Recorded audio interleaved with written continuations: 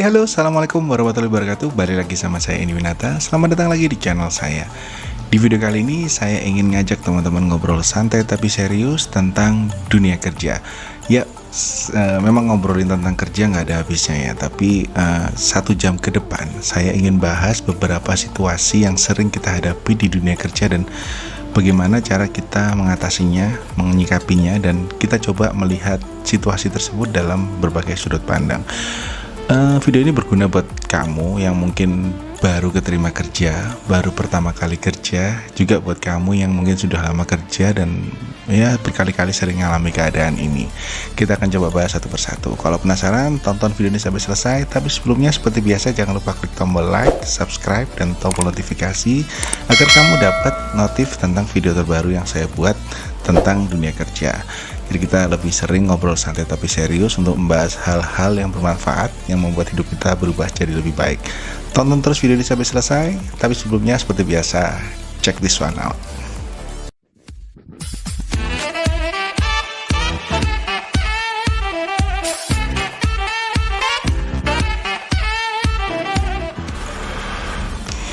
Yuk balik lagi, kita ngobrol lagi tentang dunia kerja.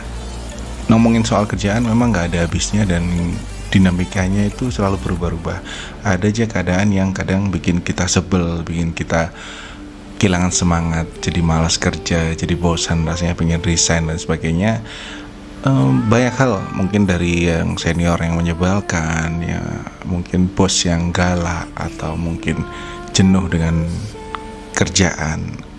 Kita akan coba bahas satu persatu, mulai dari yang pertama.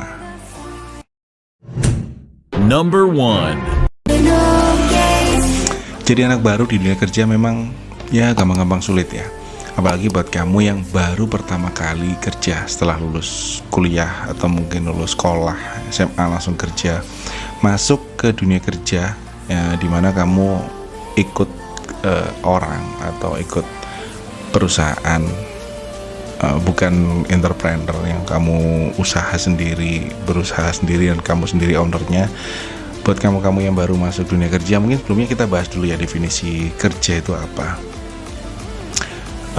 Buat saya pribadi, kerja itu bisa diartikan adalah ketika kita mengeluarkan tenaga, pikiran, waktu, ide, kreativitas, atau apapun resource yang kita miliki untuk mendapatkan upah, untuk mendapatkan ganti.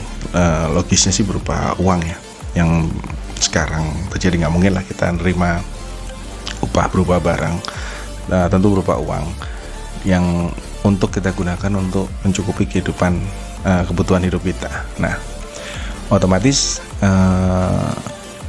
dalam pertukaran antara tenaga, waktu, pikiran kamu dengan upah yang kamu dapat, ada negosiasi, ada hal-hal yang mungkin gak sinkron antara yang kamu keluarkan dengan yang kamu dapatkan, atau mungkin kelebihan nih, kamu kerjanya santai tapi dapatnya lebih besar, ya ada yang terjadi juga seperti itu. Tapi itulah bekerja. Jadi ketika kita mengeluarkan resource kita untuk mendapatkan upah, baik untuk kerja kerja ikut orang maupun kamu kerja sendiri sebagai entrepreneur, sama aja, hanya beda pemikiran aja, beda sudut pandang aja. Itu menurut saya definisi kerja. Nah, buat kamu nih yang baru pertama kali kerja sebagai anak baru, itu memang harus pintar-pintar ya. Jadi harus pintar menyesuaikan diri. Kamu harus tahu apa sih tugas kamu, apa sih posisi yang kamu lamar, dan harus seperti apa. Itu memang harus cepat kamu kuasai. Jadi dunia kerja beda sama dunia sekolah otomatis kan, karena dimana kamu sekolah bisa santai, kamu mau belajar nggak belajar terserah kamu. Tapi karena di dunia kerja dimana kamu diberi upah atas tenaga kamu, atas pikiran kamu, ide kamu, waktu kamu, maka kamu harus memberikan seluruhnya, totalitas, agar si pemberi upah puas dengan apa yang kamu kerjakan. Repotnya anak baru, kadang pemikiran tentang kerja itu dia ingin yang bayangannya dia kerja yang di belakang meja, terus bayarannya besar. Padahal nggak semua pekerjaan itu sesuai dengan harapan kita ya. Nggak semua pekerjaan itu yang harus di balik meja, di belakang komputer, nggak semuanya. Jadi kenapa menurut saya nih ya, kenapa kok banyak lulusan universitas itu atau mungkin para pencari kerja itu sulit mendapatkan kerja karena pilih-pilih ya, karena mereka pilih-pilih pekerjaannya. Mereka punya ekspektasi sendiri tentang bekerja. Ketika dia belum mendapatkan pekerjaan sesuai ekspektasinya, maka dia nggak mau mengerjakan. Padahal seharusnya ketika kita pertama kali lulus ya kita lakukan aja apa pekerjaan itu. Kita ikuti pengalamannya, melamar, kemudian keterima, kemudian kita belajar hal baru tentang pekerjaan baru apapun. Saya lagi cerita nih tentang gimana saya pertama kali kerja. Jadi ceritanya saya dulu ingin masuk ke salah satu universitas besar di Indonesia. Saya idealis orangnya, saya ingin masuk ke jurusan psikologi waktu itu karena saya tertarik dengan dunia psikologi. Saya dulu waktu SMA sering baca-baca buku tentang buku psikologi yang membuat saya ingin masuk kuliah psikologi. Nah, suatu saat saya mendaftar dan gagal. Karena idealisme saya, akhirnya saya malas untuk ambil kuliah jurusan lain karena ya namanya anak muda ya, pinginnya ke situ ya. Suatu saat saya coba untuk mulai bekerja. Entah kenapa saya ingin mulai untuk bekerja hanya dengan berbekal ijazah SMA waktu itu. Jadi saya kerja baru kuliah ya, kerja sambil kuliah. Waktu saya bekerja di salah satu tempat permainan games keluarga terbesar di Indonesia. Saya melamar waktu itu di sana, lowongannya sih sebagai head center atau manajer. Lulusannya memang yang dibutuhkan waktu SMA. Saya kok iseng, ini ada lowongan manajer lulusan SMA, nyoba. Nah, ketika saya melamar, memang waktu itu pelamarnya banyak dan diadakan di sebuah ballroom mall di Surabaya waktu itu. Ada sekitar mungkin 500 orang mendaftar. Nah, akhirnya keterima 10 orang nih, termasuk saya. Keterima itu pun nggak langsung keterima kerja, ternyata masih ada tes. Kita datang di sebuah center pusat kita bisa bilang permainan keluarga ya, games keluarga. Saya nggak mau sebut merek, nggak mau sebut brand. Salah satu tempat permainan untuk keluarga terbesar di Surabaya. Kita disuruh datang ke situ. Ujiannya yang nggak saya sangka waktu itu, saya pikir kerjanya di belakang meja ya, sama seperti teman-teman mungkin ketika berharap bekerja di satu perusahaan. Ternyata di saat itu saya dan teman-teman 9 orang yang lainnya, kita bersepuluh itu dikasih alat pembersih, alat untuk ngepel lantai. Saya kaget dong, ini buat apa ini alat ini? Kita datang ke sini, lowongan manajer, kenapa disuruh ngepel gitu kan? Perintah ownernya waktu itu datang, tolong kamu bersihkan, kamu yang area sana, kamu area situ, saya area satunya disebut salah satu beberapa, kita dipencar, disuruh ngepel dong kita. Nah ini uniknya, 7 di antara 10 orang itu menolak untuk melakukan hal tersebut karena di luar ekspektasinya. Nah, saya entah kenapa ya, memang saya biasa di rumah membersihkan kamar sendiri. Tulang rumah saya waktu lantai 2, satu lantai itu biasa saya bersihkan sendiri, saya pel sendiri. Ya saya sih ya cobalah berjalanin aja gitu kan. Kita bertiga jalanin bersihkan itu. Ternyata itu bagian dari tes dari owner perusahaan tersebut ya. Jadi dia ingin ngetes kita, kepedulian kita, kepekaan kita terhadap kebersihan di lingkungan kerja. Apakah kita peka atau enggak, karena bidangnya itu dunia permainan, kita jual jasa, kita jual entertain ke keluarga, kita harus menjaga kebersihan di tempat area permainan itu. Nah, Akhirnya kita 3 orang tadi keterima, dan kita bukan kerja sebagai tukang pel, tapi kita sesuai dengan lowongan yang tertera di lowongan tadi, itu sebagai manajer di area situ. Dan akhirnya saya kerja di situ. Di situ saya belajar banyak tentang leadership, tentang manajerial, tentang bagaimana handle orang, terus bagaimana pekerjaan administratif lainnya. Dan maksud saya gini, dari cerita tadi itu kita kerja nggak bisa pilih-pilih. Memang kamu sebagai fresh graduate, sebagai orang yang pertama kali nyari kerja, kamu jangan idealis dulu. Maksudnya kamu lakukan aja dulu pekerjaan apapun. Contoh itu mungkin marketing, biasanya marketing ya, sebagai kalau banyak lowongan di koran sekarang itu sebagai marketing, eksekutif marketing dan sebagainya, disuruh jualan. Lakukan aja sebisamu, jangan pilih dulu, kamu lakukan aja, kamu belajar dulu sampai kamu dapat pengalaman di situ. Ketika kamu sudah pengalaman sudah cukup, kamu sudah menguasai, kamu tinggal pilih pekerjaan lain yang mungkin cocok buat kamu. Jadi saran saya buat anak baru nih ya, buat teman-teman yang baru keterima kerja atau baru mau nyari kerja, jangan terlalu pilih-pilih pekerjaan ya. Selama itu halal, selama itu bener, kamu masukin aja. Kamu nggak cocok keluar, oke kok, nggak masalah. Tapi kamu masuk, kerjakan. Siapa tahu itu memang peluang kamu di situ. Mungkin awalnya butuh marketing, ternyata kamu ahli di bidang IT misalnya, kamu soal komputer, soal IT, server dan sebagainya, kamu ahli, kamu direkrut akhirnya untuk bidang IT. Siapa tahu, kan kita nggak ada yang tahu. Nah, maksud saya kamu sebagai fresh graduate, sebagai anak baru nih, jangan pilih-pilih pekerjaan. Apapun yang disuruh, selama itu nggak melakukan hal yang nggak senonoh atau melakukan kejahatan, lakukan aja. Anggap itu sebagai pembelajaran, sebagai pengalaman, sebagai ilmu baru. Apapun yang kamu lakukan, ambil pelajarannya. Jadi jangan pilih-pilih dulu, karena kamu nggak tahu siapa dan apa yang membawamu ke kesuksesan. Jadi maksud saya, sebagai anak baru, jangan pilih-pilih pekerjaan dulu. Apapun jurusanmu, apapun background pendidikan, selama itu memenuhi syarat untuk di lowongan itu, coba aja, nggak apa-apa, sebagai pengalaman. Jangan pilih-pilih dulu, jangan lihat gaji dulu, karena kamu biasanya sebagai fresh graduate tentu masih single, belum terlalu banyak kebutuhan. Beda kalau kamu sudah berkeluarga, nggak mungkin lah kamu langsung butuh banyak untuk beli susu anak sebagai fresh graduate, jarang lah. Tapi biasanya fresh graduate juga masih jomblo kan, kebutuhan juga masih banyak. Itu waktunya kamu belajar. Apapun pekerjaan, apapun jenis pekerjaan, lakukan aja, karena itu adalah pelajaran yang paling mahal. Pengalaman adalah pelajaran yang paling mahal buat kamu. Jadi itu buat kamu anak baru, tips pertama, jangan pilih-pilih pekerjaan, just do it. Lakukan, pelajari apa yang kamu lakukan atau apa yang diperintah ke kamu.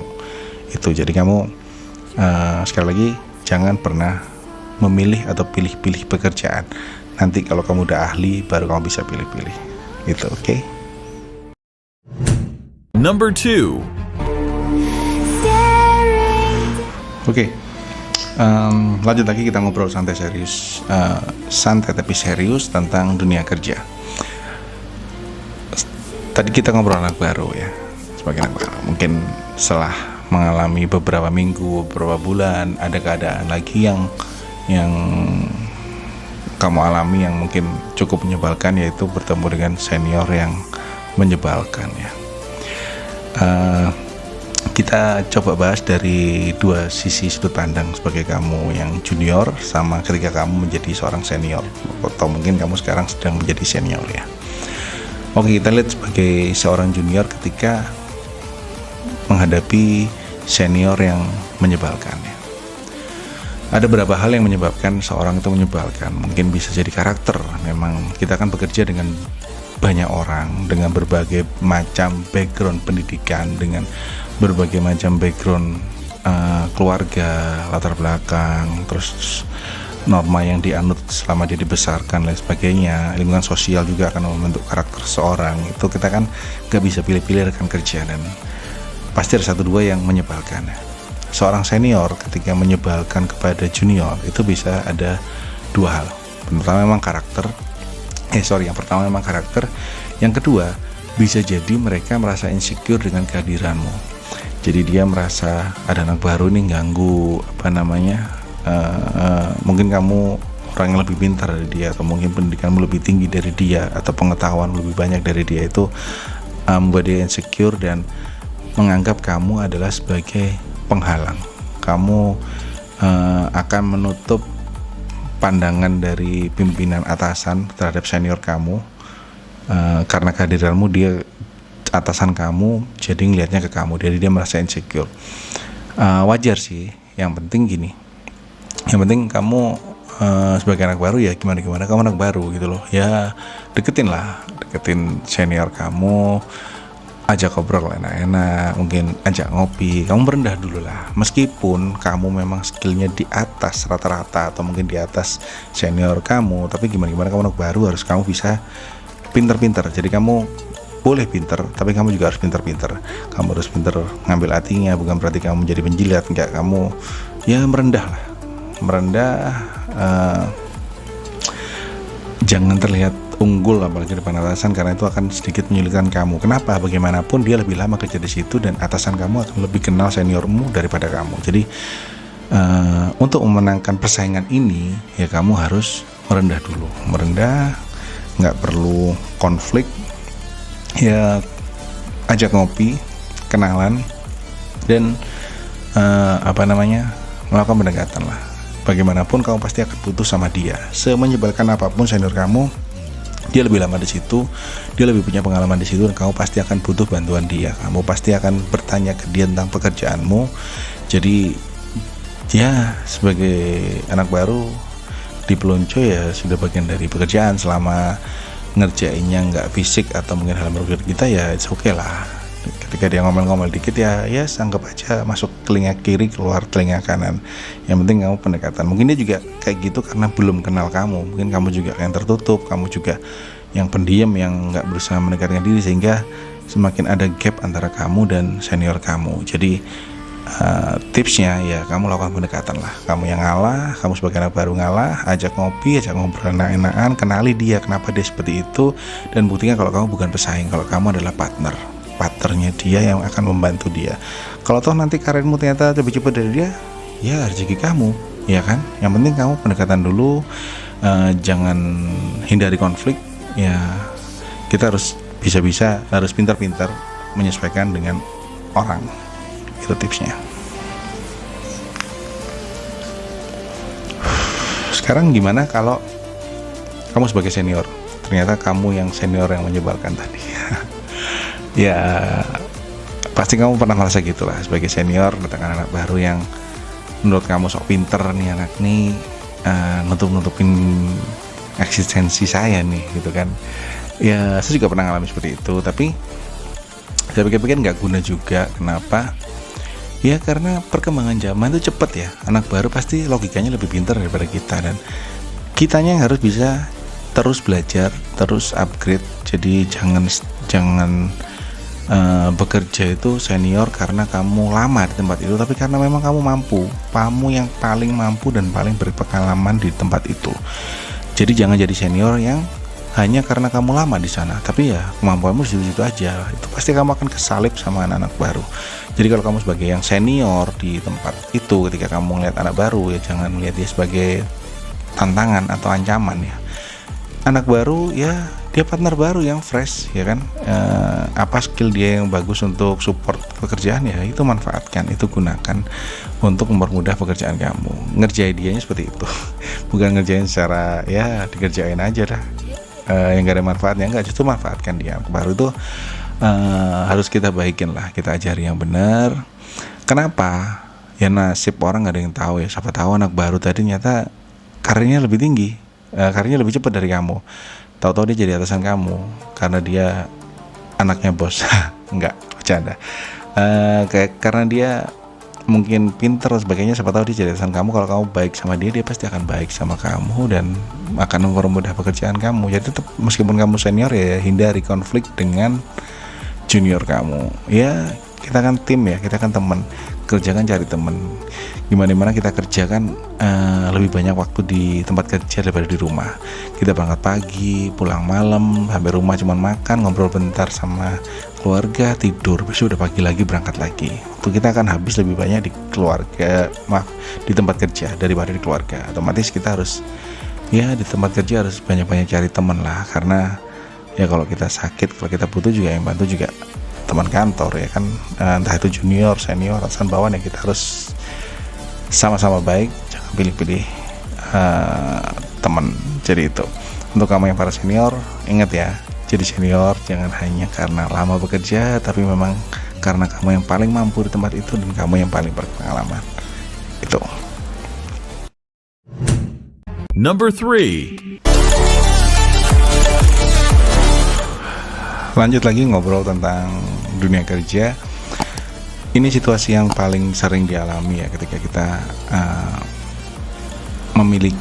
mempunyai atau bertemu dengan bos yang galak ya. Nanti kita akan bahas sudut pandang dari kedua sisi lah. Bos yang galak. Namanya kerja, kita kan nggak bisa pilih-pilih atasan ya. Kadang kita bertemu atasan yang bijaksana, yang baik, tapi juga kadang yang galaknya minta ampun kayak setan. Padahal setan aja nggak galak. Nah,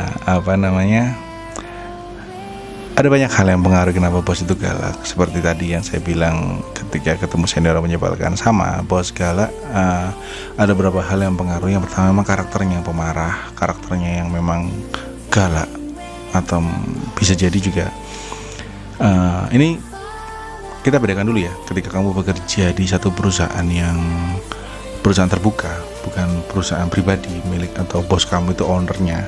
Bedakan antara bos kamu itu sebagai owner usaha sama bos yang memang atasan secara hierarki ketika kamu bekerja di perusahaan terbuka di mana banyak stakeholder di dalamnya. Nah, kalau memang ketika kamu bekerja dengan seseorang di perusahaan yang kebetulan bosnya itu adalah owner dan dia galak, selamat. Enggak, maksudnya beda sudut pandang. Jadi ketika memang bos kamu itu adalah owner dari perusahaan, kalau dia galak, kalau kita coba lihat dari sudut pandang bos tadi ya wajar, karena mungkin perusahaan itu adalah satu-satunya sumber penghasilan dia untuk menghidupi keluarga, di mana dia juga dikejar target, banyak tagihan. Mungkin dia juga untuk mengembangkan usaha itu juga mungkin dia modalnya modal orang, di mana dia harus mengembalikan dan bertanggung jawab atas modal itu. Dan dia galak karena ya harus memberikan pelayanan terbaik pada klien. Mungkin kamu yang lambat dan lain sebagainya, atau mungkin kamu yang nggak mencapai target. Kalau memang bos kamu itu owner, ya wajar sih, dia juga punya target-target tertentu yang harus dipenuhi agar tercapai semua target-targetnya dia. Jadi dia galak. Kebanyakan kalau bos itu owner, dia galak karena memang dia butuh kecepatan dan percepatan, atau atas apa yang kamu kerjakan, atas apa yang servis yang diberikan oleh perusahaan tempat kamu bekerja. Jadi galaknya sebatas itu. Kamu harus hati-hati, apalagi apa yang kamu lakukan itu menimbulkan kerugian ya. Otomatis kan dia yang nanggung ya, bos kamu yang nanggung kerugian itu, akan mengurangi pendapatan dia. Kalau dia marah-marah ya wajar lah. Nah, yang penting kamu harus pilah-pilah. Ketika bos itu marah karena kita salah, itu wajar ya. Itu wajar. Kenapa? Kita balik lagi sudut pandangnya dari sebagai bawahan ya. Ketika kita sebagai bawahan ada bos marah karena kita salah, itu wajar ya, karena dia nggak mau ada kesalahan gitu ya. Kecuali bos kamu tuh cari-cari kesalahan kamu sudah memberikan yang terbaik, kamu sudah melakukan apa yang diperintahkan, tapi dia marah, ya berarti ada sesuatu gitu loh. Tapi ketika kamu salah, kamu dimarahin, itu berarti respon. Kalau saya anggap ya, ketika saya dimarahi atasan ya, saya anggap itu sebagai respon perhatian ke kita. Berarti dia itu sebenarnya menaruh pengharapan lebih ke kita atas apa yang kita kerjakan, dan ternyata ekspektasinya beda dan dia marah. Itu bagus. Mending kamu dimarahin daripada kamu diemin atau dipecat, ya kan? Dimarahin itu kan momen buat kamu perbaiki diri. Kalau memang kita salah, kita dimarahi. Kalau saya saya juga pernah sebagai bawahan, meskipun saya sekarang di tempat saya bekerja sebagai ya bisa dibilang middle management lah. Jadi saya juga punya atasan, saya juga punya staff di bawah. Jadi saya tahu rasanya gimana ketika kita dimarahi, ketika kita salah. Ketika saya salah, ya saya terima gitu loh. Saya juga koreksi diri, itu lebih baik gitu loh. Ya meskipun kadang tiap orang, balik lagi karakter orang beda-beda ya. Ada yang marahnya itu proporsional, ada yang marahnya itu kelewatan. Ya kamu tinggal kuat-kuatan hati aja gitu loh. Kalau saya sih nggak pernah masukkan ke hati, saya tembus ke kuping kiri, keluar kuping kanan. Maaf ya bos, tapi itu saya. Jadi selama marahnya itu kritiknya membangun ya saya terima, tapi kalau marahnya sudah di luar kewajaran ya saya lewat gitu aja lah. Yang penting kita ambil yang pelajaran terbaik dari setiap kesalahan. Itu kalau bos kamu sebagai owner ya. Beda lagi kalau bos kamu itu adalah ketika kamu bekerja di perusahaan yang perusahaan BUMN misalnya, atau perusahaan brand besar yang pemiliknya adalah stakeholder, banyak stakeholder, dan atasan kamu adalah juga karyawan di situ, bukan owner. Dia sama-sama karyawan, cuman secara hierarki dia atasan kamu. Itu beda lagi karena dia bukan owner, dia juga punya karir di situ, dia juga harus menyelamatkan karirnya. Jangan sampai kesalahan kamu akan merusak karirnya dia. Jadi kalau dia galak ya wajar, nanti kamu juga kalau jadi atasan juga pasti akan seperti itu kalau punya bawahan yang menyebalkan. Cuman kalau kamu bertemu dengan atasan yang seperti tadi, yang marah, yang nggak proporsional, ya balik lagi ambil pelajaran baiknya ya.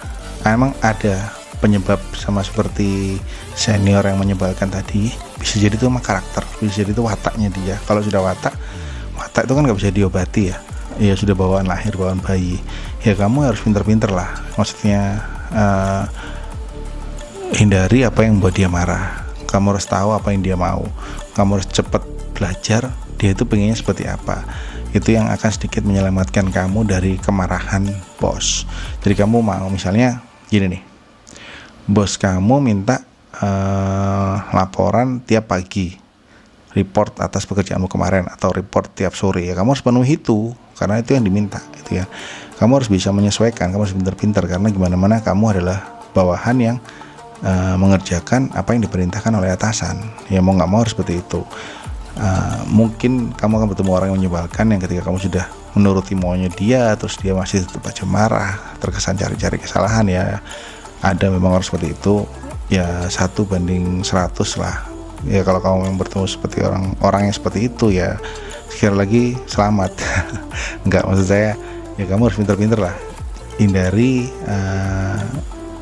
gimana cara hindari supaya dia nggak marah, karena ya namanya dimarahin kan nggak enak ya, kan merusak mood kita ya. Jadi ya kamu harus pintar-pintar lah, apa sih yang sering membuat saya dimarahin, kurangi. Kalau mungkin kamu dimarahin karena sering telat, ya jangan telat gitu loh. Sesimpel itu sih sebenarnya. Kalau mungkin kamu ditelepon susah, ya kamu harus perbaiki komunikasi kamu dengan atasan kamu. Ya memang harus seperti itu dunia kerja. Gimana kamu masih bawahan ya kan, nanti kamu juga ketika jadi atasan juga pasti kamu juga akan seperti itu gitu loh. Pemikiran kamu juga akan berbeda lagi. Jadi kita harus mengetahui pemikiran dari atasan kita, apa sih yang dia mau, gitu kita turuti. Jadi ketemu bos galak, ya harus pintar-pintar, itu lagi kuncinya. Tipsnya yang pertama adalah kamu harus tahu apa yang dia mau. Kamu juga harus koreksi, apa sih yang sering membuat saya dimarahi, karena apa, itu harus kamu pelajari. Kalau sampai kamu sering dimarahi, itu kan pasti ada penyebabnya, itu harus kamu cari dan harus kamu perbaiki. Sesimpel itu. Jadi kerja itu sebenarnya yang penting hindari konflik lah. Hindari konflik dengan teman, hindari konflik dengan atasan, hindari apa yang membuat mood kita rusak. Ya kita di tempat kerja intinya kita harus fun lah, kita harus nyari fun, harus nyari kesenangan supaya kita betah di tempat kerja. Kita harus biar kita semangat menyelesaikan pekerjaan kita, pulang seneng, gajian seneng, kita bisa have fun. Ya itu aja sih yang penting.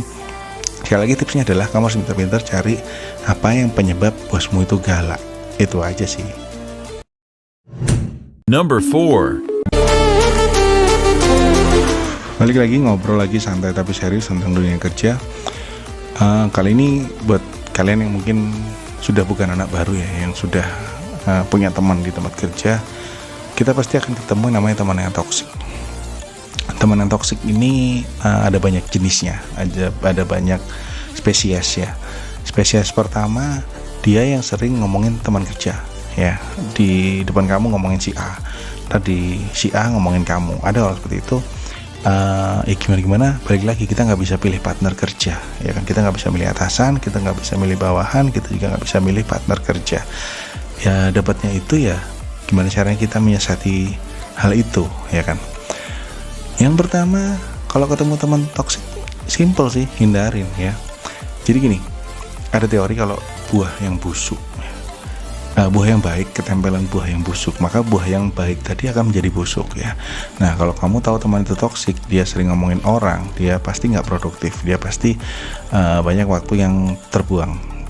Kamu daripada ikut-ikutan seperti itu, mending kamu hindari ya. Kamu, saya rasa tempat kerja juga banyak teman kan, kita harus pilih-pilih teman. Memang harus, kalau ada yang bilang kita jangan pilih-pilih teman, enggak, kita harus pilih-pilih teman, tapi pilih-pilih teman kriterianya harus kita jaga. Jangan pilih teman karena mungkin status sosial, status ekonomi, itu yang nggak benar. Kita pilih teman, kalau saya pribadi, saya pilih teman berdasarkan attitude. Jadi apapun dia, apapun posisinya, meskipun katakanlah dia mungkin seorang ya level terendah di kantor itu, di level yang paling bawah, seperti office boy, kalau dia karakternya bagus ya nggak apa-apa. Saya pernah kerja di salah satu, waktu saya masih jadi pialang saham, ada seorang office boy yang omongannya bijak ya, omongannya bijak. Tiap kali ngomong ke dia itu saya selalu kayak menemukan sudut pandang baru, kayak menyenangkan ngobrol sama dia. Saya juga sering akhirnya di pantry ngobrol, ngopi sama dia, akhirnya saya juga banyak menemu sudut pandang baru. Jadi yang ya teman-teman seperti itu yang bermanfaat ya, apapun posisinya. Jadi jangan pernah milih-milih teman dari posisi. Kayak mungkin kamu jangan milih yang kayak hanya selevel kamu, atau mungkin hanya ingin dekat dengan yang levelnya di atas kamu, atasan kamu. Jangan, karena kita nggak pernah tahu nasib orang. Siapa tahu orang yang dulu mungkin kamu anggap rendah, karirnya bagus dan akan jadi atasan kamu. Itu yang akan merepotkan kamu sendiri. Jadi pilih-pilih teman berdasarkan attitude dan karakter. Balik lagi ke teman toksik tadi, ya memang kita harus hindari ya, biar kita nggak ikutan toksik, karena kita juga dibentuk oleh teman-teman kita. Pemikiran kita akan dibentuk oleh teman-teman kita. Sometimes kita harus bergaul dengan orang yang levelnya lebih tinggi, yang pemikirannya lebih tinggi. Mungkin dia atasan kita, atau mungkin orang yang status sosialnya lebih tinggi dari kita, status ekonominya lebih tinggi dari kita. Kenapa? Agar pikiran kita berkembang, agar pikiran kita nggak di situ-situ aja. Kita sekarang perlu ngobrol dengan orang-orang seperti itu, biar kita tahu cara pikir mereka, kenapa kok mereka bisa sukses. Kan ada omongan, kalau kamu ingin gajinya naik, ya kamu harus bergaul dengan orang yang gajinya lebih tinggi dari kamu, pendapatannya lebih tinggi dari kamu, supaya pikiranmu juga berkembang dan kamu ada keinginan untuk mencapai pendapatan yang lebih tinggi. Kadang perlu. Jadi sometimes kita harus pintar-pintar lah. Kalau ada ungkapan gini, jangan pernah jadi kelinci ketika kamu di kandang ular, ya kamu akan dimakan. Jangan pernah jadi kelinci ketika kamu di kandang macan, kamu akan dimakan pasti. Tapi kamu juga jangan jadi ular di kandang kelinci, kamu akan ditakuti dan jauhi orang. Jadi kamu harus bisa menyesuaikan diri. Ketika kamu bergaul dengan orang yang mungkin status sosial, status ekonominya di atas kamu, secara jabatan juga di atas kamu juga harus bisa menyesuaikan diri. Pilihan katanya seperti apa, sikapmu seperti apa. Ketika kamu bergaul dengan mungkin orang yang jabatannya di bawah kamu, mungkin secara ekonomi juga di bawah kamu, juga bisa menyesuaikan diri. Jangan kamu ngomongnya tetap di atas, kamu kan jadi nggak menarik, jadi terkesan sombong dan sebagainya. Kamu harus pintar-pintar, bukan bermuka dua ya, tapi itu menurut saya ya kecerdasan emosional aja, untuk kita bisa bersikap seperti apa dengan orang yang kita ajak ngomong. Ketika mungkin teman itu enak diajak guyon, kamu mau bercanda, mau bercanda sampai ketawa ngakak, it's okay. Tapi ketika kamu ngobrol dengan atasan, orang yang level di atas kamu aja bercanda, jadi nggak lucu, karena dia orang yang serius. Dia ngomong hal yang bermanfaat, yang serius, jadi jangan diajak bercanda. Nah, itu tipsnya. Teman toksik hindari. Masih banyak teman yang lebih bermanfaat, yang akan membuatmu lebih berkembang. Jadi tipsnya teman toksik yaitu tadi, hindari ya. Jangan pernah melihara teman toksik. Ada teman toksik yang tipikalnya nggak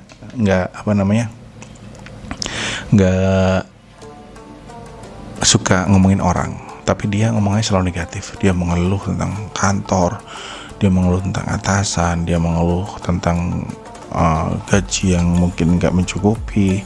Ada yang seperti itu, padahal itu akan membuat kamu akan terpengaruh, pola pikirmu akan menjadi seperti dia ya. Jadi lingkungan sosial itu akan menarik pemikiran kamu. Ketika kamu bergaul dengan orang yang selalu mengeluh, kamu akan ikutan selalu mengeluh, pikiranmu akan selalu negatif. Tapi ketika kamu bergaul dengan orang yang positif, yang selalu ngomongannya punya visi, punya impian, punya masa depan, yang ngomong selalu positif, maka kamu akan ikut menjadi seperti mereka. Jadi teman toksik hindari, dan kamu harus bisa pilih teman di manapun, di tempat kerja, lingkungan sosial manapun. Kita harus bisa pilih teman dan pilah teman mana yang bisa diajak bercanda, mana yang harus ngobrol serius, mana yang ya ngomong-ngomong gak penting. Gitu harus pinter-pinter ya. Jadi tips dari teman toksik adalah kamu harus bisa pilih dan pilah teman. Number 5. Oke, ini yang menarik nih. Ini buat biasanya yang udah lama kerja nih. Kita sering lihat status orang I hate Monday gitu kan. Ketika udah masuk hari Senin, ketika hari Minggu jam 6 malam itu udah mulai berasa cepet. Tahu-tahu udah Senin, dan bangun pagi di hari Senin mungkin buat beberapa orang itu akan sangat menyiksa karena aduh aktivitas lagi. Nah, pertanyaan saya nih, ketika ada orang yang nulis status I hate Monday dalam artian di pekerjaan ya, pernah nggak nanya ke diri sendiri, pekerjaan ini cocok nggak sih sama aku gitu loh, sama saya? Apa kamu kerja hanya karena butuh duit? Ya, memang kita kerja karena butuh duit, tapi ketika kita mulai nggak menyenangi apa yang kita kerjakan, maka duit itu nilainya akan menurun ya. Meskipun gajimu besar, kamu akan berasa kecil karena kamu nggak menikmati apa yang kamu kerjakan. Ketika kamu ingin menulis update status I hate Monday, itu sebenarnya kita mulai mempertanyakan, kamu sebenarnya di pekerjaan ini suka nggak sih? Kamu suka nggak sih apa yang kamu lakukan? Jadi orang jangan sampai hidup seperti zombie ya. Bangun pagi, mandi, berangkat, melakukan hal yang monoton, ya berat, terus pulang lagi, tidur, bangun lagi, sampai Jumat seneng, Sabtu seneng, Minggu malam udah sedih lagi, Senin udah berat lagi. Seperti itu aja sampai kamu gak nyadar kamu udah melakukan itu sudah puluhan tahun, dan kamu merasa skillmu di situ-situ aja, dan semakin ada anak baru yang nyalip karir kamu. Nah, tipsnya I hate Monday, kamu harus pertanyakan dulu, kamu suka gak sih sama pekerjaan ini? Ya, mungkin di awal kita bekerja kita butuh uang, tapi berikutnya kita juga butuh asistensi. Kita juga harus memenuhi passion kita. Kalau memang pekerjaan itu sudah terlalu lama kamu lakukan, tipsnya mungkin kamu bisa minta pindah divisi, pindah bagian yang mungkin kamu cocok di situ ya. Orang dipindah itu bukan berarti dia jelek di pekerjaan itu, bisa jadi karena memang dia nggak cocok di situ, dia cocoknya di tempat lain ya. Contoh nih, main bola nih, dia nggak cocok sebagai pemain tengah, dia nggak cocok sebagai striker, dia dipindah ke pemain tengah karena, atau mungkin di belakang sebagai pemain back ya. Karena bukan berarti dia nggak bisa mencetak gol, tapi karena dia potensinya adalah untuk menjaga, dia instingnya untuk menjaga lawan agar tidak menyerang ke gawang. Itu sebenarnya tugas dari human resource, kalau HRD human resource department kalau di tempat kerja kamu. Mungkin kamu bisa berkonsultasi dengan mereka, merasa kalau kamu nggak cocok nih di bagian ini, kamu cocoknya di bagian sebelah, yang divisi sebelah yang lebih memenuhi passion kamu. It's okay, kamu nggak masalah. Kalau HRD-mu bagus, pasti dia akan menempatkan kamu di tempat yang sesuai keinginan kamu, dan kamu hebat di situ. Karena itu akan sangat membantu perusahaan, sangat membantu meningkatkan kinerja perusahaan. Jadi kalau kamu sudah mulai nulis I hate Monday, kamu udah mulai bertanya nih, kayaknya aku udah mulai jenuh nih. Bukan jenuh dengan pekerjaannya, tapi jenuh dengan keadaan kamu melakukan hal yang itu aja. Jadi kamu merasa jenuh, dan waktunya kamu mungkin ya pindah divisi, atau mungkin kamu lebih berani untuk pindah perusahaan yang mungkin lebih menantang buat kamu. Ya itu harus perlu pertimbangan juga ya. Jangan karena kamu bosan terus pindah ke perusahaan, karena kadang apa yang kita lihat di perusahaan lain yang sepertinya lebih enak, lebih secara salary, secara pendapatan lebih banyak, itu belum tentu tantangannya juga nggak lebih besar dari perusahaan kamu sekarang. Ya namanya ada uang, ada barang, kamu berani nerima upah lebih, ya pasti ada tantangan lebih. Itu yang harus kamu pertimbangkan. Tapi kalau memang kamu suka tantangan, it's okay, nggak apa-apa. Tapi itu tadi butuh pertimbangan, jangan asal. Karena apalagi kamu yang sudah keluarga nih, kalau kamu masih bujang, it's okay, karena hidup kamu ya tergantung kamu. Uang kamu yang ngabisin. Tapi kalau kamu sudah keluarga kan ada tanggungan yang harus kamu penuhi, dan kamu harus ada cadangan ketika kamu sudah keluar dari perusahaan kamu yang lama. Kamu harus punya tabungan untuk memenuhi kebutuhan kamu selama beberapa bulan ke depan ketika kamu masih proses mencari pekerjaan, atau mungkin kamu masih on job training di tempat baru. Jadi pertimbangan juga harus ada persiapan. It's okay, pindah tempat, pindah kerjaan itu hal lumrah. Bahkan itu jadi bargaining power kamu ke perusahaan lama kamu untuk meningkatkan salary kamu kalau memang kamu kompeten. Jadi itu. Jadi I hate Monday, saya rasa mulai sekarang nggak perlu nulis kayak gitu ya. Saya ada tips sih sebenarnya untuk biar lebih. Saya dulu juga pernah soalnya sering nulis I hate Monday. Kemudian saya membaca beberapa buku. Ada beberapa tips memang. Yang pertama adalah coba ya. Ini saya juga masih belajar dan masih mencoba. Kadang saya lupa gitu. Ketika mau tidur ya, kamu ingat 10 hal yang bisa kamu syukuri di hari ini. Bisa jadi kamu dapat pelajaran bagus dari atasan kamu terbantu oleh teman kamu punya teman-teman yang baik, kamu masih sehat, kamu masih punya penghasilan, kamu masih punya anak, istri yang sehat, punya orang tua, kamu masih punya anggota tubuh yang lengkap. Kamu cari 10 hal yang patut kamu syukuri hari ini. Kamu ingat-ingat lagi sebelum kamu tidur. Nah, besoknya ketika kamu bangun, kamu refleks ya. Ketika bangun kamu coba tersenyum dan mungkin ungkapan syukur apapun agama kamu. Kalau mungkin saya muslim, saya berkata alhamdulillah masih bisa dibangunkan hari ini. Kenapa? Ketika Tuhan membangunkan kamu hari ini, berarti Tuhan masih memberi kesempatan kamu untuk memperbaiki kesalahan kamu di hari kemarin.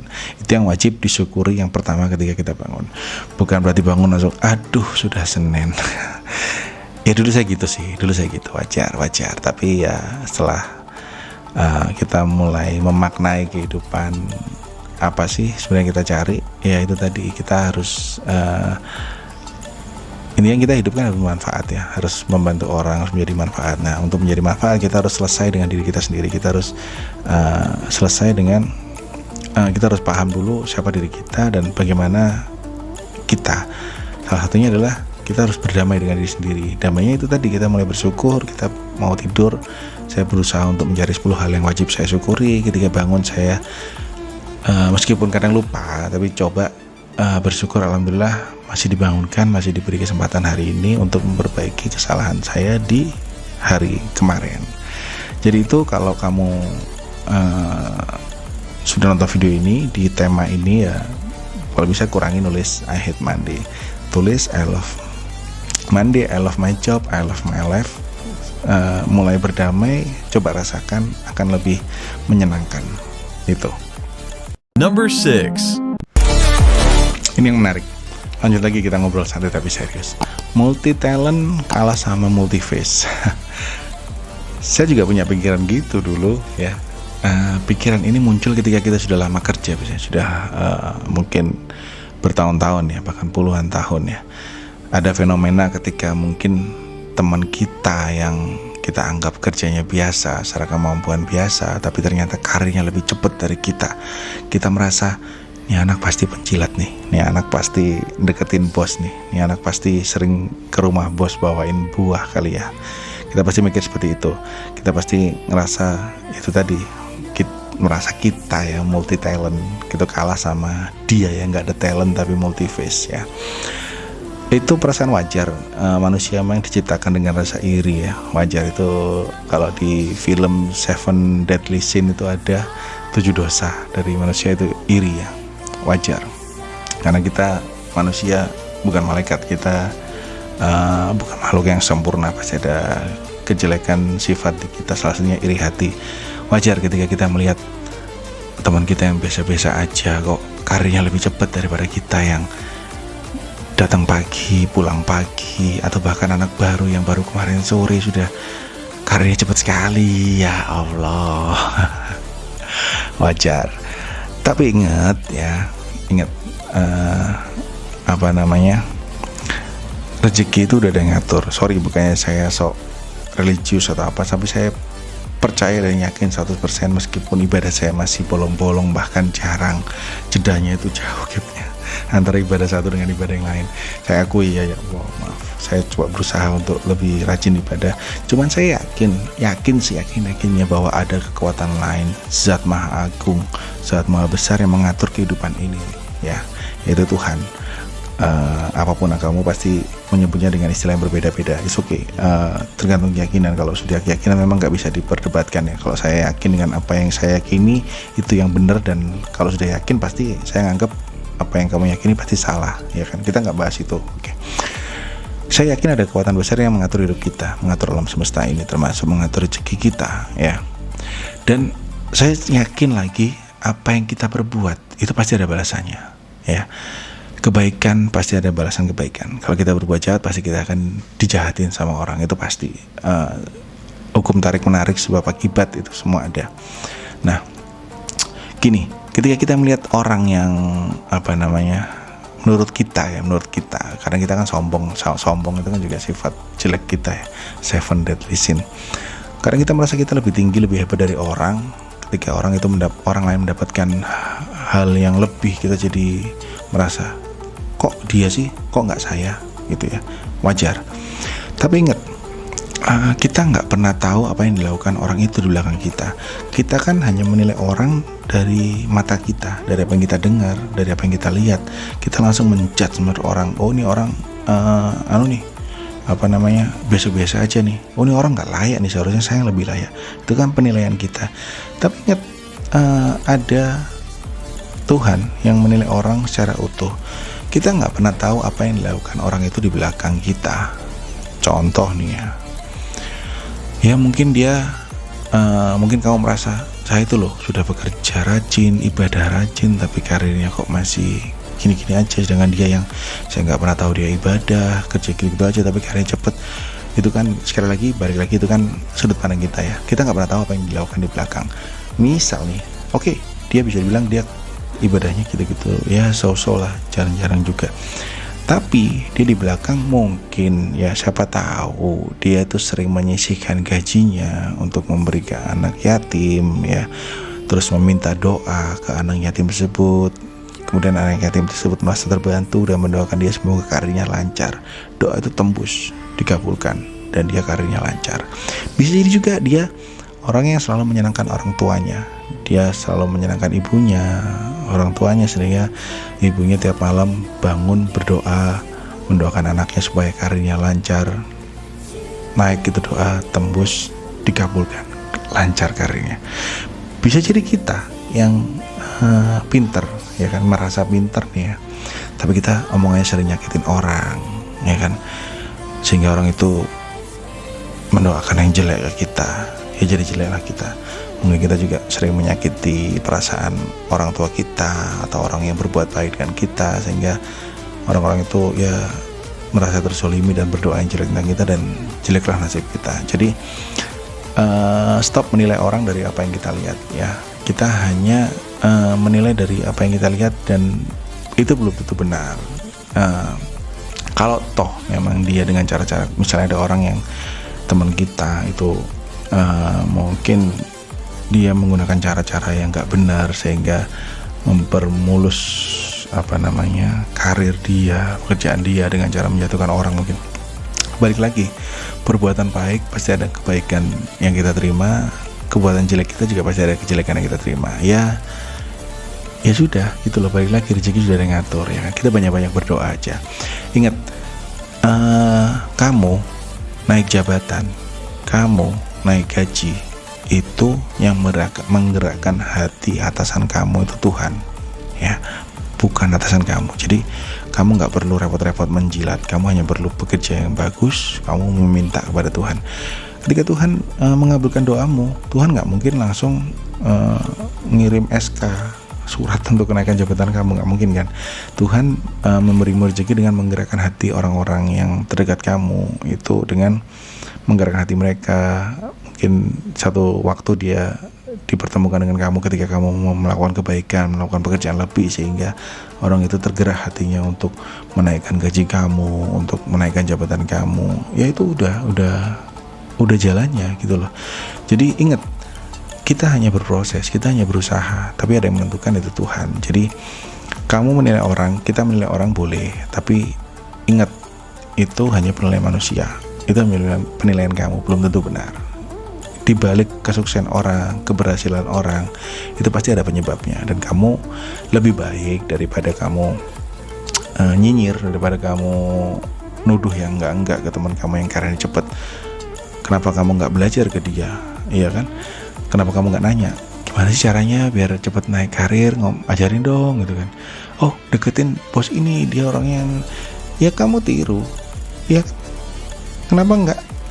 Lah, kalau kamu daripada ngomongin orang, lebih baik kan kamu belajar ke dia, iya kan? Ingat, di karir ada istilah prestasi, lobby, nasib, iya kan? Prestasi harus, lobby juga harus. Kamu jangan berprestasi tapi kamu nggak dekat dengan atasan nggak ngeliat kamu, ya percuma, kamu nggak akan naik. Harusnya prestasi, lobby, nasib. Kamu harus jaga komunikasi dengan orang-orang sekitar, jangan dengan atasan kamu aja ya, dengan orang sekitar juga. Siapa tahu nih, kamu baik ke orang, mungkin misalnya nih, kamu baik ke teman yang profesinya sebagai driver di kantor kamu nih, kamu baik, ngajak ngopi, orang sering traktir makan, ternyata suatu saat dia nyetiri bos kamu nih, ngomongin kamu, terus dia bilang, orangnya baik pak, si ini tuh orangnya baik pak, sering traktir saya. Terus bosmu jadi seneng dan akhirnya mungkin ingin membalas kebaikan kamu dengan memberimu kesempatan untuk naik jabatan. Siapa tahu, ya kan, banyak jalan menuju kesuksesan, ya kan, tinggal kita pilih pakai cara mana. Kalau memang caranya nggak bener, ya kalau kamu mau itu ya monggo, pasti ada balasan juga atas jalan yang nggak bener. Jadi sesimpel itu, ketika lihat temen yang berhasil, pelajari, tanya kenapa ya. Jangan kamu nyinyirin, nggak ada hasil, malahan lebih baik belajar. Nggak usah malu, nggak usah sungkan. Katakanlah dia anak baru yang karirnya cepet, ya tanya, ya kan, kamu mau karirnya cepet seperti dia, ya tanya, ya belajar, enak kan? Ya itulah, daripada kamu nyinyirin teman sampai kamu punya pikiran multi-face sama multi-talent, multi-talent kalah sama multi-face, lebih baik kan kamu belajar. Mungkin kamu lobbymu kurang selama ini, kamu berprestasi tapi kamu kurang lobby, kamu kurang membangun personal branding kamu ke atasan kamu, ya kamu harus belajar membangun itu. Jadi prestasi aja nggak cukup, kamu harus cepet-cepet belajar personal branding, belajar lobby. Dan yang ketiga, jangan lupa nasib. Ya gimana lagi, nasib itu sudah nasib, itu suratan Tuhan.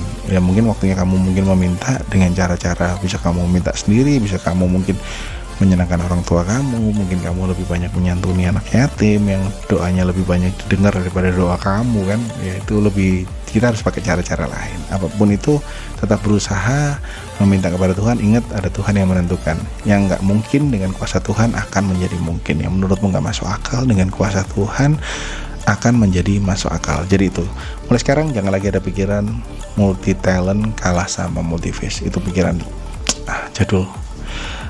Rubahlah, kita kan pengen hidup kita berubah jadi lebih baik, ya kan. Number 7. Ini yang menarik nih, hilang semangat ya. Semangat itu kan memang naik turun ya. Semangat itu ada yang bilang gini, kalau saya naik jabatan atau naik gaji nih, saya akan lebih semangat kerjanya. Ketika naik gaji semangat, tapi berapa lama? Paling 3 bulan. Setelah itu karena gaji naik, otomatis kan pengeluaran juga naik, entah itu ditabung atau mungkin kamu malah nyicil motor, nyicil mobil, sehingga yang kamu terima sama, semangatnya turun lagi. Ada yang semangat ketika nonton bola, kayak saya nih, asli Surabaya, saya bonek Ketika nonton klub sepak bola Persebaya menang, apalagi sama rival, ya namanya sepak bola tim pasti ada rival ya, misal dengan Arema menang itu kan senangnya setengah mati. Ya maaf ya teman-teman, Arema memang seperti itu. Kalau kamu menang pun dengan Arema menang dengan Persebaya, kamu pasti akan senang kan, wajar. Nah, kita pasti akan semangat kalau tim kesayangan kita menang. Tapi besok apa semangatnya masih sama? Enggak, karena semangat itu naik turun. Tapi setelah saya pelajarin ya, setelah saya ikut beberapa pelatihan, beberapa seminar dari orang-orang yang ya lebih menguasai tentang ilmu menjaga semangat ini, ternyata semangat itu bisa dipelajari sih, bisa dijaga sih. Yang pertama gini, coba kita bayangkan ya, ketika ada orang nih, dia gajinya nggak naik-naik, terus kerjaan ditambah sama bosnya, belum lagi di rumah marahan sama istrinya, dimarahi istrinya dan sebagainya lah, terus teman-temannya menyebalkan, pasti mukanya kira-kira dia akan tersenyum atau dia akan merenggut? Pasti akan merenggut kan. Bedakan dengan orang yang pekerja yang dia dapat bonus nih, dia dapat bonus 10 kali gaji karena prestasinya, kira-kira ekspresinya senyum atau merenggut? Akan senyum lah pastikan ya. Nah, kita bisa balik keadaan itu ya, kita bisa balik teori itu ketika keadaan akan merubah ekspresi orang. Ternyata itu kebalik, justru ekspresi kita, gestur kita itu akan menentukan semangat kita. Ini sering saya praktekkan ya. Jadi teman-teman cobalah ketika teman-teman posisi tersenyum ya, tersenyum seperti ini dengan ekspresi, bayangkan hal yang menyenangkan gitu ya, senyum, kemudian kamu ketika posisi senyum tadi, coba kamu bayangkan hal yang menyedihkan. Bisa nggak? Susah kan? Ketika kita dalam ekspresi yang senang, senyum, kita akan susah membayangkan hal-hal yang sedih. Nah, itu tips bagaimana cara menjaga semangat. Jadi ketika kita semangat mulai turun, mungkin ada problem di tempat kerja, kita biasakan untuk tersenyum. Ingat, seperti saya bilang tadi, kita harus untuk bisa tersenyum, kita harus ingat-ingat lagi 10 hal yang pantas kita syukuri hari ini.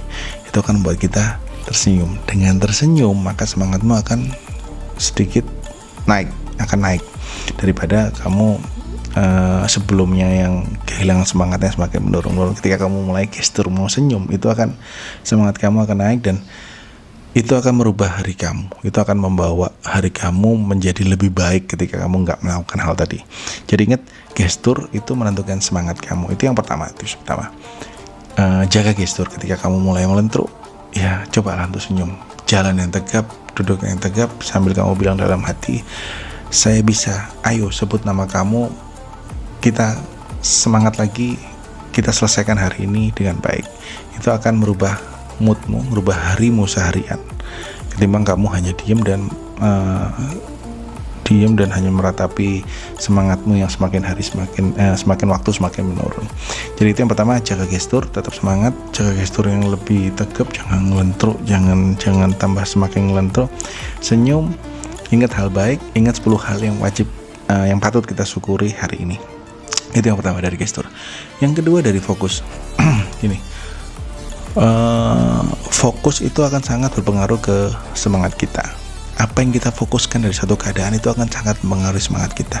Contoh nih, ketika kita sedang menghadapi problem di tempat kerja ya, ketika kita hanya fokus ke problem itu, maka kita seharian akan memikirkan problem itu ya, masalahnya. Maksudnya kita kenapa ya, kenapa seharusnya saya nggak gini, seharusnya saya kamu akan menyalahkan keadaan. Seharusnya saya misalnya ya,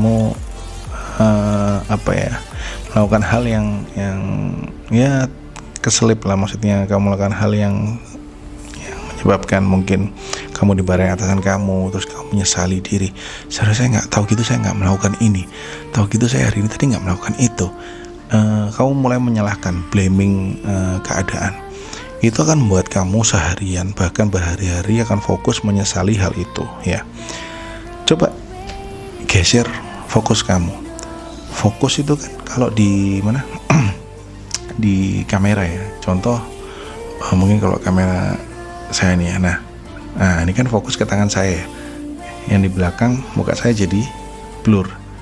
Tapi ketika balik lagi ke seperti ini, kita akan balik lagi fokusnya ke wajah saya. Fokus seperti itu. Ketika kita melihat satu titik, ketika kamu melihat masalah itu, maka kamu lihat hanya masalah, sehingga kamu lupa akan solusinya, lupa akan pelajaran yang bisa kamu ambil, yang justru akan menyebabkan kamu semakin pintar, semakin hebat atas kesalahan yang pernah kamu perbuat. Jika kesalahan itu nggak sengaja loh ya. Kalau disengaja ya nggak tahu lagi.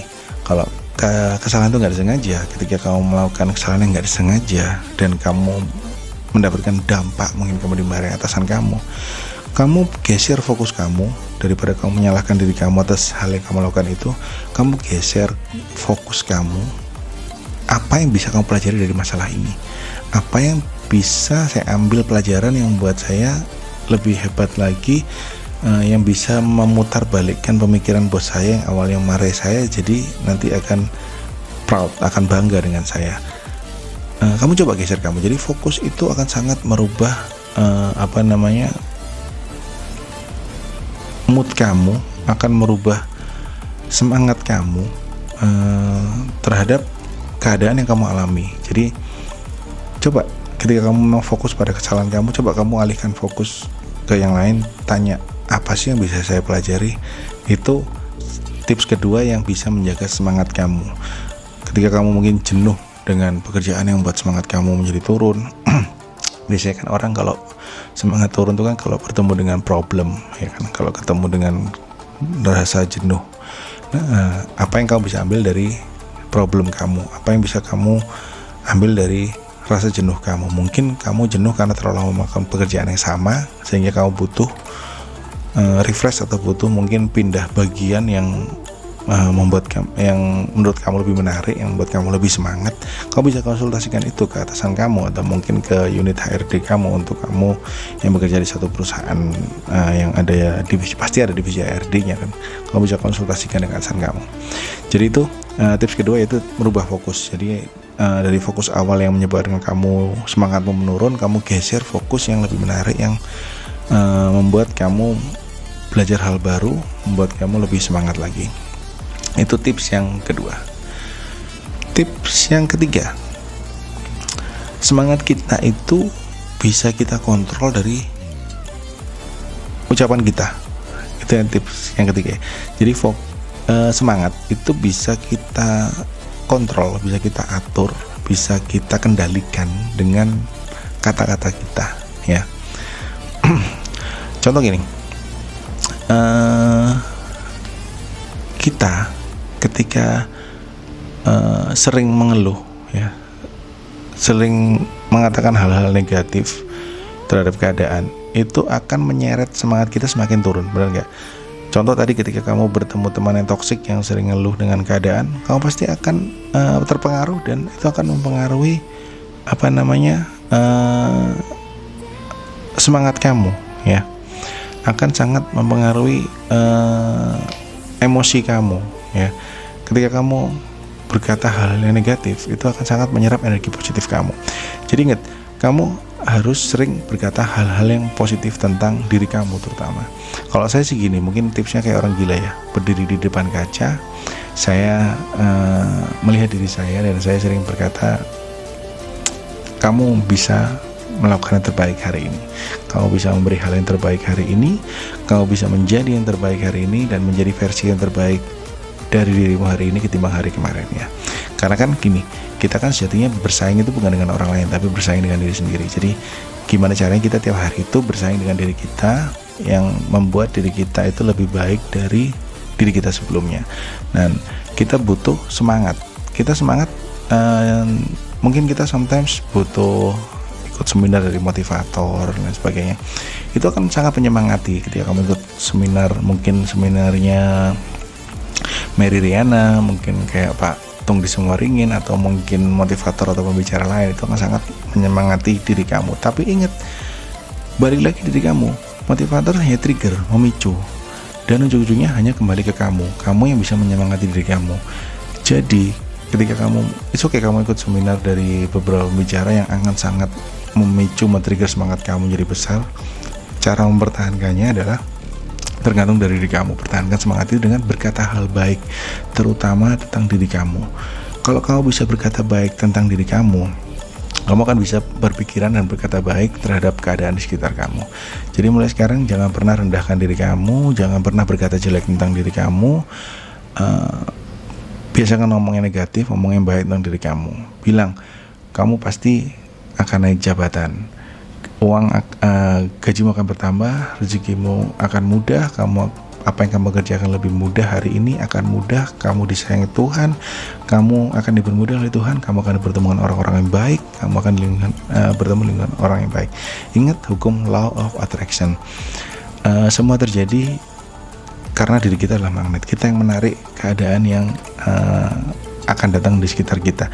Ketika kita berbicara baik, yang datang adalah hal-hal baik, orang-orang yang baik, dan kesempatan baik dan keberuntungan akan datang ke kamu. Jadi ingat, tetap berkata baik meskipun kesannya klise, tapi itu sangat mempengaruhi pikiran kamu dan emosi kamu. Ingat, ketika emosi kamu benar, otomatis tindakan kamu akan benar, ya kan?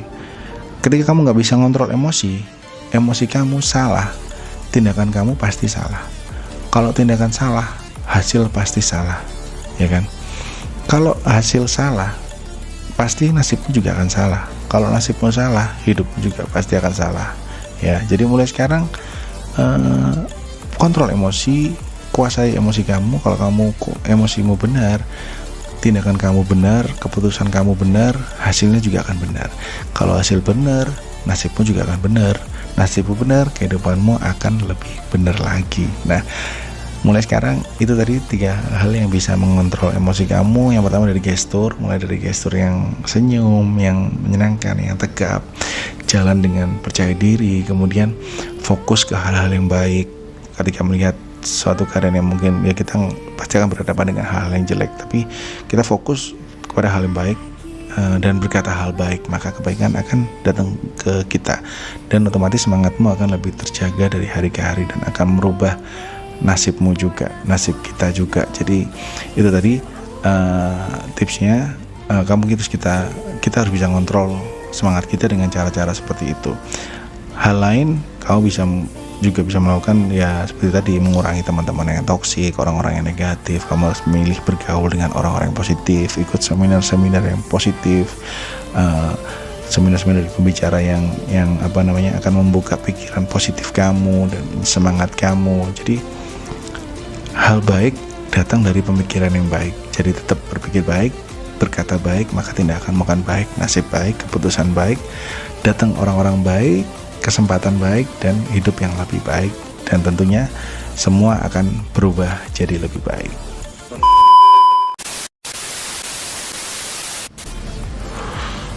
Jadi tadi kita ngobrol banyak tentang hal-hal yang terjadi di dunia kerja. Memang kalau ngomongin pekerjaan gak ada selesainya, tapi saya coba bahas hal yang mungkin umum kita sering temukan di dunia kerja.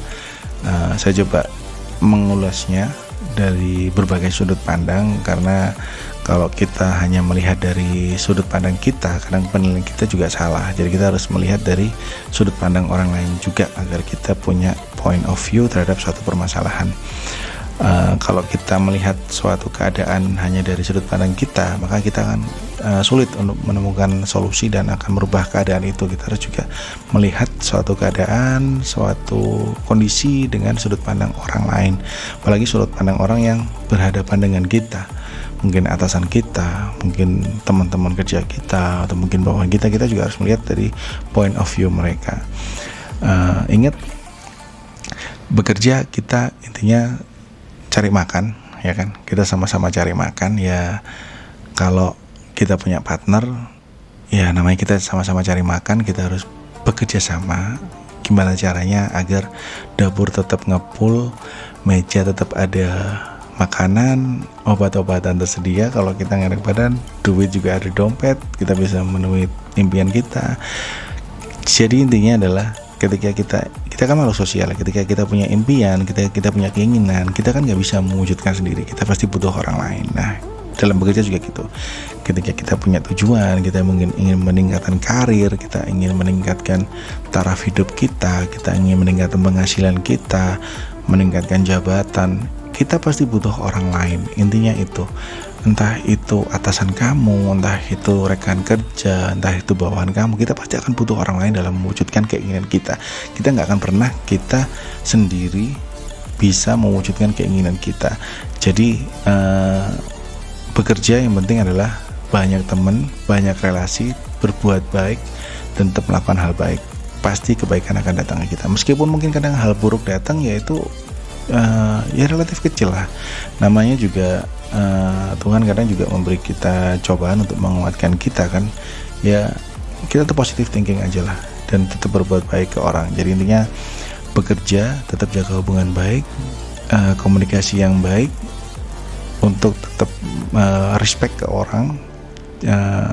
Jangan pernah menjudge orang atas penilaian kita, atas apa yang kita lihat, karena kadang orang melakukan sesuatu juga ada alasan. Jadi kita harus coba-coba mengerti, selama itu tujuannya sama-sama baik, ya kenapa enggak gitu loh. Kecuali kalau memang tujuannya udah enggak bener, ya kita harus berani mengungkapkan pendapat juga. Jadi itu tadi tips tentang dunia kerja. Intinya tetaplah jadi pekerja yang bahagia, pekerja yang baik, tetap melakukan hal yang baik, tetap bekerja dengan maksimal, memberikan apa yang kita bisa lakukan. Entah kamu seorang karyawan, kamu seorang entrepreneur, apapun pekerjaan kamu, ingat nggak ada pekerjaan lebih baik. Pekerjaan yang baik adalah pekerjaan yang kita senangi, yang bisa mencukupi kebutuhan kita. Nggak ada pekerjaan yang lebih baik satu dengan yang lain. Apa yang kita lakukan sekarang, kita syukuri dulu, kita lakukan yang terbaik. Kita tetap cari peluang. Semakin kita melakukan hal yang baik, maka peluang baik akan datang ke kita. Jadi itu video saya tentang bahas dunia kerja. Jangan lupa klik tombol like, subscribe, dan tulis kolom komentar kalau mungkin ada yang ingin kamu bahas, atau mungkin ada yang ingin kamu sanggah atas apa yang saya bahas tadi. Nggak gitu nih, seharusnya gini. Mau istilah terserah. Kok istilah sih, terserah maksudnya. Teman-teman tulis aja di kolom komentar. Sekali lagi jangan lupa klik tombol like, subscribe, dan tombol notifikasi supaya kamu dapat info-info terbaru dari channel saya ini. Dan juga klik kolom komentar kalau ada yang ingin kamu tulis. Dan juga jangan lupa share kalau mungkin video ini bermanfaat buat teman kamu sesama pekerja, atau teman kantor kamu, soulmate kamu yang mungkin butuh nih tips-tips yang tadi saya bilang. Jadi itu, sekali lagi terima kasih yang sudah nonton video ini sampai selesai. Sekali lagi jangan lupa klik tombol like dan subscribe, karena tombol like dan subscribe itu gratis. Terima kasih. Assalamualaikum warahmatullahi wabarakatuh. Saya Indi Winata. Sampai jumpa di video yang lain.